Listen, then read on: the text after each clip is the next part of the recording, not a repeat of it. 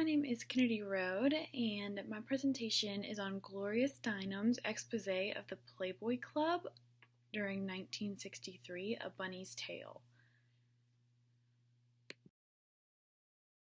History of the Playboy Empire. Hugh Hefner had been working as a copywriter at Esquire magazine in Chicago, and when the magazine decided to move its offices to New York, he decided to stay behind and start a magazine of his own, thus the Playboy magazine.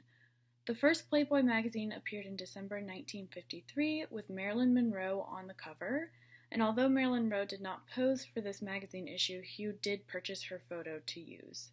Hugh intended for this magazine to cover a variety of topics that he believed the modern man should be following. In 1960, Hugh opened the first men's club in Chicago, the Playboy Club. The club was a place for men to relax, talk politics, and enjoy some time away from everyday life. The club served drinks, had tables for cards and gambling, and it also had several performances throughout the nights that it was open. In the photos on this slide, they are all from 1960s. On the far right is Hugh Hefner in the 1960s when he first opened the Playboy Club. And then the second one from the right is actually the very first Playboy mansion in Chicago. Playboy bunnies. The bunnies were originally women who worked as waitresses for the Playboy Club. The bunnies had to interview to get the job, and the Playboy Club's interview process did have its reputation for their requirements when hiring women to work at the club. There were also several rules that bunnies had to follow to keep their jobs. Some of those include that they could be banned for dating other coworkers or members of the club. The bunnies also had to address the customers in a cheerful and cooperative manner. They had to have their nails manicured and jewelry was prohibited. They had to wear vivid lipstick so they didn't look washed out on the job. The job required the bunnies to wear heels and walk around for long hours, and the bunnies could also earn extra money in the form of merits for working for private parties, extra hours, and also helping out the management. At the same time, you could also lose merits by looking sloppy, being late, and failure to maintain a white, fluffy tail.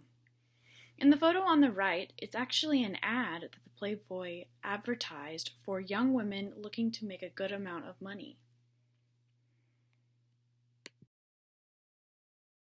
60s popular culture. The Playboy Club was opened during a time of increasing feminist activism as well as women's liberations from oppression. The Equal Pay Act of 1963 was a labor law that prohibited gender-based wage discrimination in the U.S. This corrects the working wage gap in the workforce. The Feminine Mystique is also a book that was written in 1963 by Betty Friedan, who was a leading figure in women's liberation. Friedan's book is often credited by creating the second wave of feminism, which raised interests in issues such as workplace equality, birth control, and abortion, as well as in women's education.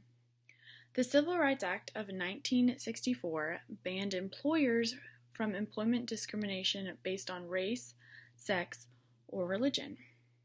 In the Playboy Club, black and white performers and customers were allowed to work and enjoy. It was stated by Hugh that the modern man should have no time or patience in the archaic views of race relations. As well as during the 60s, the Red Stockings Manifesto of 1969 was a call to action for women to fight for their freedoms, and this manifesto outlined principles of this movement. In the photos, the top right is Betty Friedan, and in the bottom one is after the signing of the Civil Rights Act.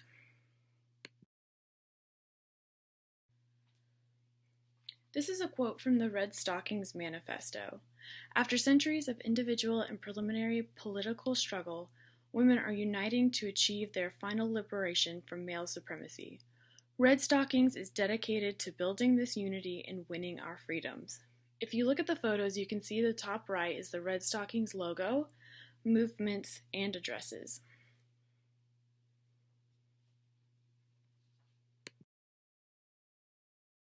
So a little bit about Gloria Steinem. She is a writer, a lecturer, a political activist, and a feminist organizer.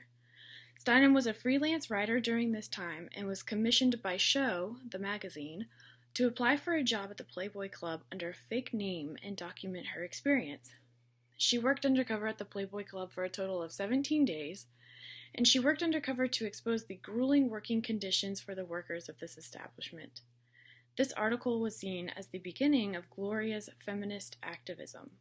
Gloria is now a leader in global feminism and as well as advocates for an array of other issues around the world. She has also founded many magazines and is a published author. Some of these magazines include Miss Magazine as well as New York, and one of her most popular books is The Truth Will Set You Free, but First It Will Piss You Off.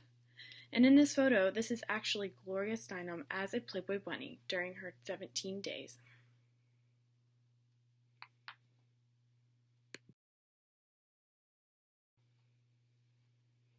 So, in the form of a daily journal/diary, A Bunny's Tale illustrates the encounters that Gloria went through during her 17-day undercover investigation. You can see in this background photo, this is the first page of Gloria's expose, A Bunny's Tale.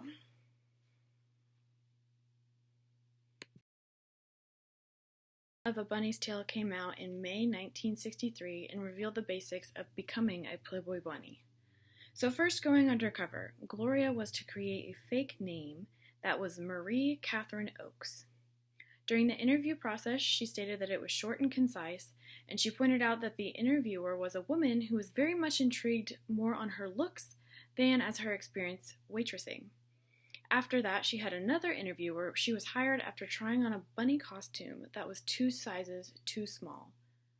The bunnies also had to get an extensive physical done that included a vaginal exam and a chest x-ray to ensure their quote-unquote health. Bunnies also had to go through another extensive training process. They were fitted for eyelashes and makeup, as well as other bunny costumes and high heel shoes. They had training sessions called Bunny Bible, Bunny Mother Lecture, Bunny Father Lecture, many other lectures just like that, and they also had to read the Playboy Club manual.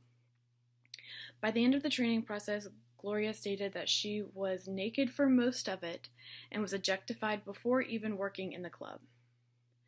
In the photos to the right, you can actually see her identification card as well as her employee meal ticket, and this was pulled from her article in Show's magazine.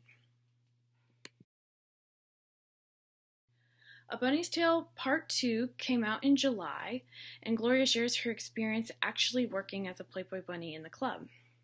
She says within seconds of walking out the elevator on her first day, 3 men had already made objectifying statements to her, like, "Here's my bunny honey now," and even pulled on her tail. When she was done with her shift, she was even catcalled by a man holding $1 outside of the car window. During the rest of her time as a bunny, many gentlemen that she served gave them their room keys and asked her to come back to the room after their shifts. A lot of customers asked, "If you're my bunny, can I take you home?" And she also received copious other sexual remarks from the members of the club. Aside from the customer remarks, the job was also hard on the body. Gloria stated that when she was working on her first day as a hat check bunny, she described that she was exposed to freezing temperatures of the cold rushing through the doors as the customer entered and standing for long hours in heels higher than 3 inches. Gloria at one point had to go to the podiatrist for the pain in her feet, and they told her it was just from working long hours. During the last shift Gloria worked, she was exhausted from the long hours of working in high heels and had to listen to the sexual remarks of all the men on the shift. Playboy had glorified this job as a Playboy bunny to excite men and lure in beautiful women looking for a job with a promising pay.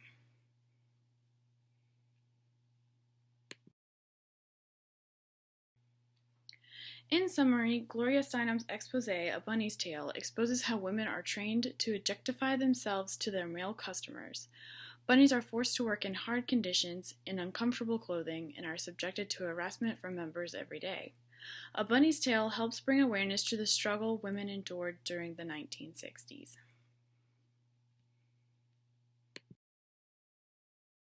Thank you for listening.